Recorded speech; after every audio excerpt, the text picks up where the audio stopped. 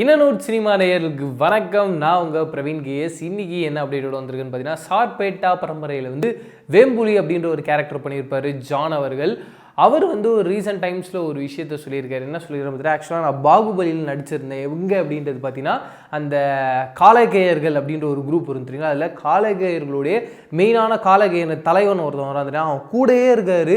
ஆனால் அவங்க எல்லாருக்குமே தெரியுமா, அந்த காலகேயன் குரூப்பில் எல்லாருக்குமே இந்த கருப்பு பெயிண்ட் அடித்து யார் என்ன அப்படின்றது தெரியாது. ஒரு மாதிரி ஆக்ரோஷமாக இருப்பாங்க, அகோரமாக இருப்பாங்க, அவ்வளோதான் நமக்கு தெரியும். அது யார் என்ன பர்சன்றதே கண்டுபிடிக்க முடியாது. ஆனால் இவருடைய கேரக்டர் நல்லா ரிஜிஸ்டர் ஆகிற மாதிரி ரொம்ப அந்த ஃப்ரேம்குள்ளேயே தான் இருக்கார். பட் அவர் அங்கே அந்த ஷூட்டிங் ப்ராசஸில் இருக்கும்பொழுதுமே அவரை பற்றி யாருக்குமே தெரியலாம். நான் ஒரு நிறைய நல்ல நல்ல படங்கள்லாம் பண்ணியிருக்கேங்க அப்படின்னு சொல்லியிருக்காராம். பட் அவர் யாருமே பெருசாக கண்டுக்கவே இல்லையும். ஆனால் அப்போ அவருக்குள்ளே ஒரு நாள் யோசிச்சிருக்காரு, நம்ம ஒரு விஷயத்தை தொடர்ந்து பண்ணிக்கிட்டே இருக்கோம், ஒரு நாளைக்கு மேலே நாம் நினைக்கிற இடத்துல நம்மளை எல்லாருமே மரியாதை பார்க்கக்கூடிய ஒரு இடத்துல நம்ம போயிடுவோம். ஆனால் நம்ம அதை பற்றி கவலைப்பட வேணாம், நம்மளுடைய உழைப்பை கரெக்டாக பண்ணிக்கிட்டே இருக்கலாம் அப்படின்ற மாதிரி தொடர்ந்து அவர் பாட்டு உழைச்சிட்டே வர்றாரு. அப்போ சார்பேட்டா அப்படின்ற ஒரு கால் வருது. அந்த படத்துக்குள்ளே அவர் வராரு, வேம்புலி அப்படின்ற கேரக்டர் பண்ணுறாரு. இன்றைக்கி உலகம் மொத்தம் ஒரு வேம்புலி அப்படின்ற கேரக்டர் அப்படின்னா அவர் மட்டும் தான் தெரிவார், வேறு யாருமே தெரிய மாட்டார். அந்த மாதிரி சக்ஸஸ் அப்படின்றது ரொம்ப முக்கியமான ஒரு விஷயம். அதுக்கு பயங்கரமாக பேஷண்ட்டாக இருக்கணும் அப்படின்ற ஒரு விஷயத்தை எக்ஸ்பிளைன் பண்ணியிருக்காரு.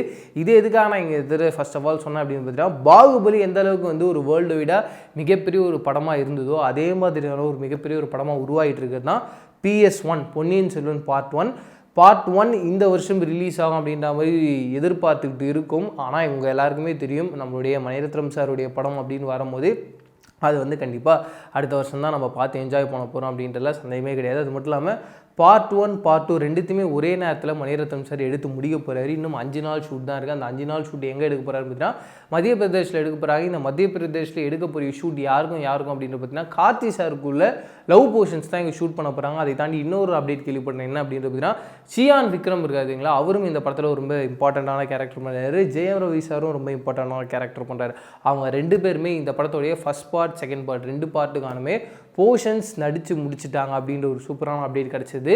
எதனால் மணிரத்னம் சார் இந்த படத்துடைய பார்ட் 1 பார்ட்டையும் ஒரே நேரத்தில் பண்ணார் அப்படின்றத பார்த்தீங்கன்னா, முக்கியமாக அந்த லுக் அப்படின்றது, ஏன்னா ஒருத்தருக்கும் ஏஜ் ஆக ஆக அவங்களுடைய லுக்கு மாறும். மறுபடியும் அந்த லுக்குக்கு எடுத்து வந்தாலும் அதே மாதிரியான விஷயங்களில் இந்த ஒரு கோவிட் சுச்சுவேஷனில் கிடைக்குமா அப்படின்றது ரொம்ப கஷ்டமாக இருக்குது. ஏன்னா நம்ம ஒரு விஷயம் டிமாண்ட் பண்ணுவோம், அது நார்மலான சமயத்தில் அந்த டிமாண்ட் பண்ண ஒரு சூப்பரான ப்ராடக்ட்டை நம்ம மறுபடியும் கிடச்சிரும், அதில் டவுட்டே கிடையாது. ஆனால் இந்த ஒரு கோவிட் சுச்சுவேஷனில் இவங்க ஃபாரின்லேருந்து ஏதோ ஒரு ப்ராடக்ட்டு ஏற்றுமதி இறக்குமதிலாம் பண்ணிக்கிட்டு இருக்கும்போது, அப்படி இருக்கும்போது திடீர்னு அவங்க கேட்குற ப்ராடக்ட் அவங்களுக்கு கிடைக்கல அப்படின்னா மிகப்பெரிய ஒரு ஷூட்டிங் ப்ராசஸ் அப்படின்றது நின்று போய்டும். அதனால் மணிரத்னம் சார் என்ன பிளான் பண்ணியிருக்காரு, இந்த படத்துடைய ஷூட்டு ஸ்டார்ட் பண்ணும்போது ஃபர்ஸ்ட் பார்ட்டையும் செகண்ட் பார்ட்டையும் ஒரேடியே எடுத்து முடிச்சிடலாம். இந்த போஸ்ட் ப்ரொடக்ஷன் அப்படின்ற ஒர்க் இருக்குது தெரியுங்களா, ஏன்னா சிஜி அது எல்லாமே அங்கே தான் பண்ணுவாங்க.